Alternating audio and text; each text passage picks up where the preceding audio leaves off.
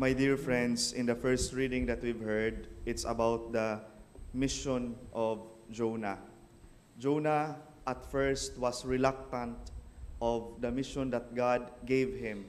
Sige lagreklamo, sige pud siya ugkuan nga murag di siya ganahan nga matubang sa mga misyon or hagit sa Ginoo nga gihatag diha sa yaha.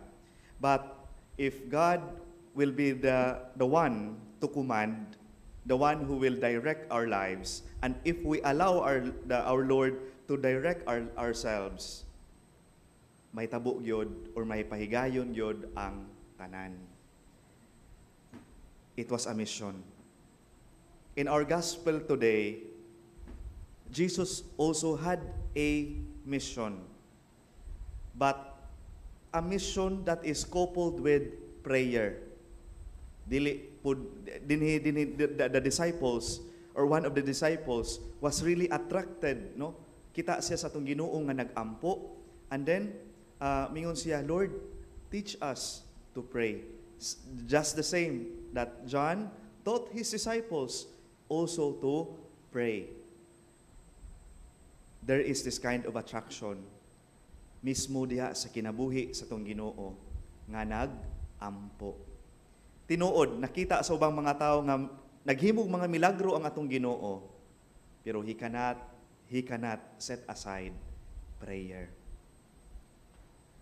Ato ang i-mix ang readings of today, or ato ang i-combine ang readings of today. The first reading is about the mission, again with the relationship with God, Jonah and relationship with God. In our gospel today, also, our Lord had a mission, a Savior in this world, but He also cannot allow Himself to deny or set aside prayer. And this is a challenge for us, my dear friends, nga moingon ta naatay relationship sa Ginoo through our prayer. But also, our prayer should lead us into service towards mission. Pag-ampo nga walay misyon, kuwang.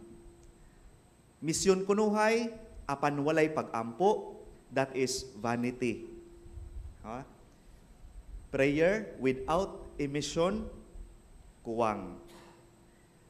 Mission without prayer is also vanity. The two should go together. Prayer and action should go together. No wonder, my dear friends, pagtudlo sa tuang Ginoo sa pag-ampo, wala gi-address as my Father, but our Father.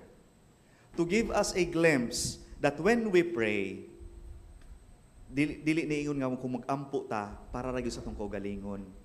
Kay usahay ra ba mo ni ato ang temptasyon, mag-ampo ta para ra gyud sa tuang kaugalingon. Lord, naman ko'y nakontra ba? Mayantag may gabaan to siya. Hinanaan sa atong reaction. But in our prayer, it is a prayer that includes others. When we pray also, gihinay-hinay po sa atong Ginoo nga in our prayer there must be connection between us. There is a kind of building of a mission also. Asa man nga mission? Muna ang paghatag og importansya to the other person. Give us this day. Our Father, give us this day. Na ay appeal or inclusive ang the other person when we pray. That is the teaching of our Lord. He is the great teacher of prayer, yes, but at the same time, the great teacher of mission. Mission o ang prayer go together. Without the other, mura og kuwang, and at the same time, a kind of vanity. So with that, my dear friends, we ask also the grace as we continue in this Holy Mass. Lord, yes, teach us to pray, Lord, but teach us also to be persons of service and of mission.